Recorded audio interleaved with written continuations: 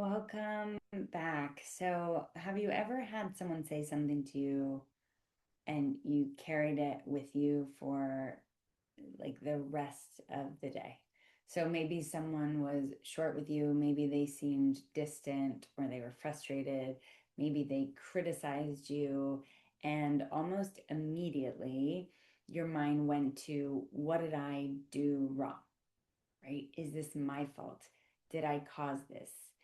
And today I want to talk about how to stop taking things so personally, which is very easy to do. So many of us do it, me included. And how do we stop getting emotionally hooked into the language, the mood, or the reactions of other people? So, why do we take things personally? Taking things personally often happens when we believe that other people's reactions are about us.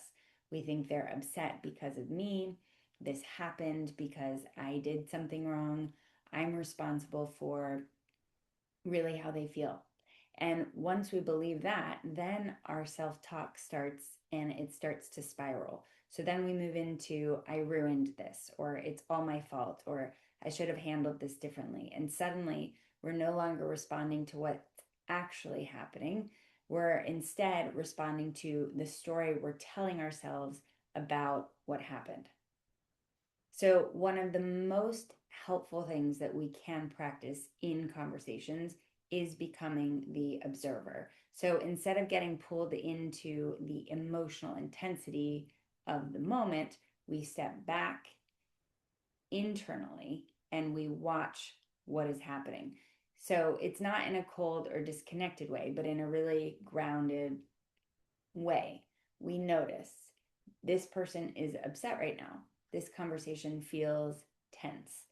I'm noticing that I'm starting to blame myself. And that small shift creates space. And that's what we're wanting. Emotional distance is healthy. So sometimes we hear, don't take it personally, and think it means we shouldn't care. But that's not what this is. This is about creating enough emotional distance so we can stay connected to what is actually true. Because when we're highly emotional, our thinking narrows, right? We can't see very far. We don't have clarity. And our self talk often becomes harsh and it becomes inaccurate.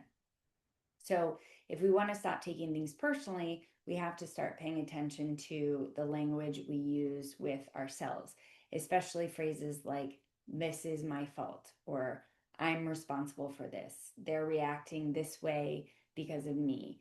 Those thoughts pull us deeper into personalization, taking everything personally. So instead, we can gently ask, what if this isn't actually about me? What if something else is going on for this person? What do I know to be true right now? And these questions help move us out of a heightened emotional state and we come back into reality. I worked with a client a while ago after her divorce who really wanted to improve her communication with her daughter. Because of the divorce, she really believed that anything difficult that was happening in her daughter's life was all of her fault. So if her daughter, struggled at school, if she was moody, if she pulled away, my client immediately blamed herself. Her inner dialogue sounded like, it's all my fault. She's struggling because of me.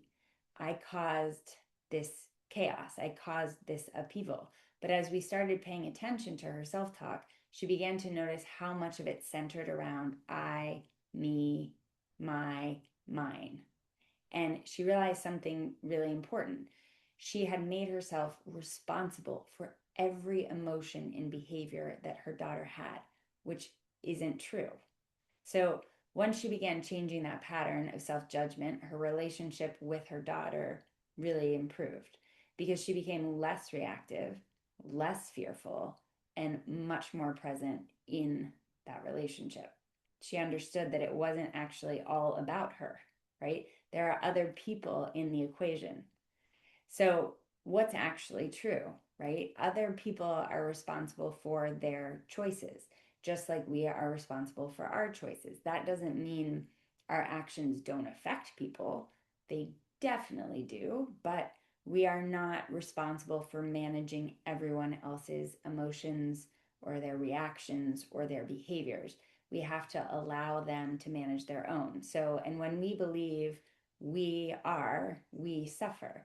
So, a practice for this week, notice moments where you say things like, I'm responsible for, or it's my fault that, or they're upset because of me. And instead of immediately believing those thoughts, pause, observe, and ask, what else might be true here? What else might be going on here? And a gentle reminder, not everything people say or do is about you, right? Sometimes people are reacting from, most of the times, people are reacting from their stress, their fear, their pain, their history. And we have to acknowledge that. We have to step back and we have to observe that the possibility of that is really true. And you don't need to absorb all of it as evidence that you've done something wrong. So, learning not to take things personally isn't about becoming detached. It's about learning how to stay grounded in yourself while other people move through their emotions. It's about seeing clearly and honestly instead of immediately blaming yourself or exaggerating the situation. And that clarity changes the way that you then communicate. If you'd like more support with mindful communication, intentional communication, and self talk, I share practices and reflections in my books, Talk to Yourself Like a Buddhist, How to Communicate Like a Buddhist, and my audio courses. I'll link those below. And if you notice yourself taking things personally in conversations, I'd love to hear what that looks like for you in the comments.